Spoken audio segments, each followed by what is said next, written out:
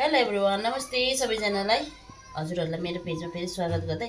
यो त यो मुला है, अस्ति मैले मुला काटेको तपाईँहरूलाई देखाएको थिएँ। र यहाँ छ हरी मिर्ची। र यो मुलाको चाहिँ म अचार हाल्नु आँटेको हो। यहाँ यति भयो, हल्का सुकाएको है।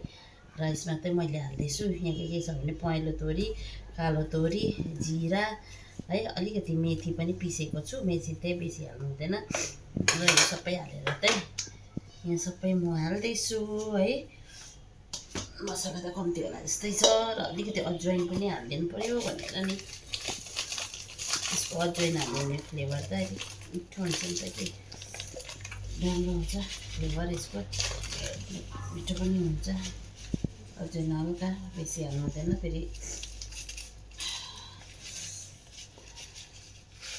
हल्का अजवाइन हालेको, अजवाइनको ज्वान हो है। र यसमा त हाल्यो नुन, नुन हाल्यो यसमा।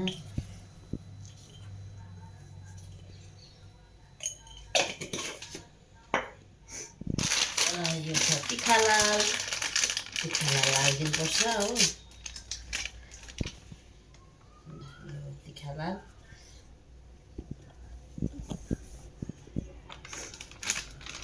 यसमा हाल्नुपर्छ सर्सोको तेल। कतिजनाले त खारेर हाल्नुहुन्छ है, म त खारेर हाल्दिनँ। मलाई त काँचै हालेको मनपर्छ नि त, त्यही भएर चाहिँ म त यो काँचै हाल्छु सर्सोको तेल है। बेसी हाल्नु हुँदैन सर्सोको तेल, किनभने चाहिँ अहिले बोतलको माथिबाट पनि हालिदिनुपर्छ। र म त एकदम मजाले मुल्छु। ल हेर्नुहोस् है, मेरो हुँदैछ यहाँ मुलाको अचार बर्खाको लागि। बर्खा त के भन्नु साथीहरू, यो त हिउँदोमै सकिन्ला जस्तै छ हो। माघे सङ्क्रान्तिमा तपाईँहरूले सेलरोटीहरू बनाउनु भयो होला। मैले त मुलाको अचार बनाउँदैछु है साथीहरू। यो त मेरो छोरीको त बेस्ट हो नि त मुलाको अचार, त्यही भएर चाहिँ अब आँपको अचार, मुलाको अचार भनेपछि चाहिँ मेरो छोरीलाई साह्रै मनपर्छ, त्यही भएर त बनाइदिएको।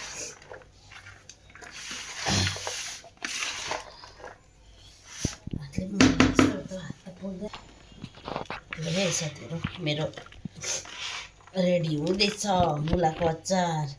कतिजनालाई त यसमा मटर हालेको मनपर्छ है, म त हाल्दिनँ किनभने ग्यास हुन्छ नि त मटरले, त्यही भएर त म त मुलाको मात्रै बनाउँछु। र मुलाको अचार अब यो बोतलमा हाल्नुपर्छ। डल्ले भए त झन् दामी, डल्ले थिएन, हरियै हालिदिएको खोर्सानी एक दुईवटा हो। अनि उयो बट्टा ल्याउनु, बट्टामा खानु, यो बट्टामा पनि हालिदिउँ है। हो बट्टा पनि यहाँ कम्ती होला जस्तै रहेछ त, जस्तै छ।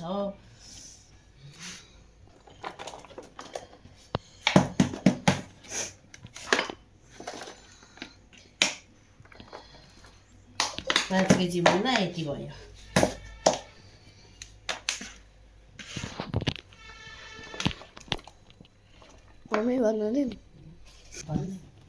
र साथीहरू, मेरो त यहाँ चाहिँ 2 बोतल फुल, यसमा त नभरिनु जस्तो भयो है।